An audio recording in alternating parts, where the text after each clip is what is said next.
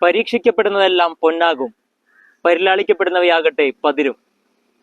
ഒരിക്കൽ ഒരു കർഷകൻ ദൈവത്തോട് ഇങ്ങനെ പരാതി പറഞ്ഞു. അദ്ദേഹത്തിന്റെ പരാതി ഇങ്ങനെയായിരുന്നു: ദൈവമേ, അങ്ങേക്ക് കൃഷിയെക്കുറിച്ച് ഒന്നും അറിയില്ല. കാരണം എന്താണെങ്കിൽ അങ്ങ് നൽകുന്ന മഴയും വെയിലും ഒന്നും കൃത്യമായ അനുഭവത്തിലല്ല. അതിനാൽ തന്നെ ഈ വർഷത്തെ കാലാവസ്ഥാ നിയന്ത്രണം അത് എനിക്ക് നൽകണം. എങ്ങനെയാണ് നല്ല വിളവുണ്ടാക്കേണ്ടതെന്ന് ഞാൻ കാണിച്ചു തരാം. ദൈവം അത് സമ്മതിച്ചു. ഈ വർഷം നീ തന്നെ അത് ഏറ്റെടുത്തോളൂ. അങ്ങനെ ആ ഒരു വർഷം കൃത്യമായ അളവിൽ വേണ്ടപ്പോൾ മഴ, വെയില്, തണുപ്പ് എല്ലാ കാര്യവും കൃത്യമായി തന്നെ സംഭവിച്ചു. വെള്ളപ്പൊക്കം ഉണ്ടായില്ല, അതിവേനൽ ഉണ്ടായില്ല. പക്ഷേ ആ വർഷാവസാനം വിളവെടുപ്പിന്റെ നേരമായപ്പോൾ കർഷകൻ വിളവെടുത്ത് ധാന്യമണികൾ പരിശോധിച്ചപ്പോൾ അതിൽ ധാന്യമൊന്നും കാണുന്നില്ല.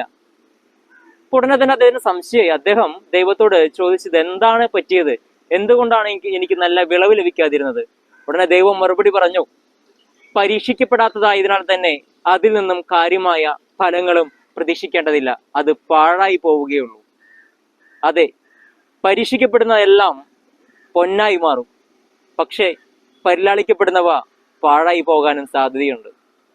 ജീവിതത്തില് പലതരത്തിലുള്ള വെല്ലുവിളികൾ നമ്മുടെ ലൈഫിൽ ഉണ്ടാകാറുണ്ട്. വെല്ലുവിളികൾ ഉണ്ടായാലാണ് ആ വ്യക്തിക്ക് അതിനെതിരെ എങ്ങനെയാണ് പ്രതിരോധം തീർക്കേണ്ടത് എന്ന് രൂപപ്പെടുത്താൻ കഴിയുകയുള്ളൂ. ജീവിതത്തിൽ ഒരു പ്രതിസന്ധിയും ഉണ്ടാകാതെ, ഒരു ബുദ്ധിമുട്ടും ഉണ്ടാകാതെ വളരുന്നവർക്ക് പ്രത്യേകിച്ച് അത് എങ്ങനെ നേരിടണമെന്ന് അറിയില്ല. ചെറിയ പ്രശ്നങ്ങൾ വരുമ്പോൾ തന്നെ വീണു പോകും. മറ്റൊരു കാര്യം എന്താണെങ്കിൽ, നമ്മൾ പലപ്പോഴും ശ്രദ്ധിച്ചിട്ടുണ്ടാവും, വീട്ടിൽ നമ്മൾ നട്ടു വളർത്തി ഒരുപാട് വെള്ളവും വളവും നൽകിയത് ചിലപ്പോൾ അത്ര നന്നായി ഉണ്ടാകണമെന്നില്ല. പക്ഷെ വഴിവക്കില് അവിടുത്തെ വെള്ളവും സൂര്യപ്രകാശമായിട്ട് വളരുന്ന പല മരങ്ങളും നന്നായി തഴച്ചു വളരുന്നതും കാണാൻ സാധിക്കും. അതെ, ജീവിതത്തിൽ പ്രതിസന്ധികൾ ഉണ്ടാകുമ്പോഴാണ് അത് ജീവിതത്തിലെ സാധ്യതകളാക്കി മാറ്റാൻ സാധിക്കുകയുള്ളൂ. കരഞ്ഞവന് മാത്രമേ ചിരിയുടെ വില എന്താണെന്ന് അറിയാൻ പറ്റുള്ളൂ. അതിനാൽ തന്നെ നമ്മുടെ ജീവിതത്തിൽ ഉണ്ടാകുന്ന ഏത് പ്രതിസന്ധികളെയും ജീവിതത്തിലെ സാധ്യതകളാക്കി മാറ്റാനായിട്ട് നമുക്ക് സാധിക്കണം. എല്ലാവർക്കും ഒരു ശുഭദിനം നേരുന്നു. നന്ദി.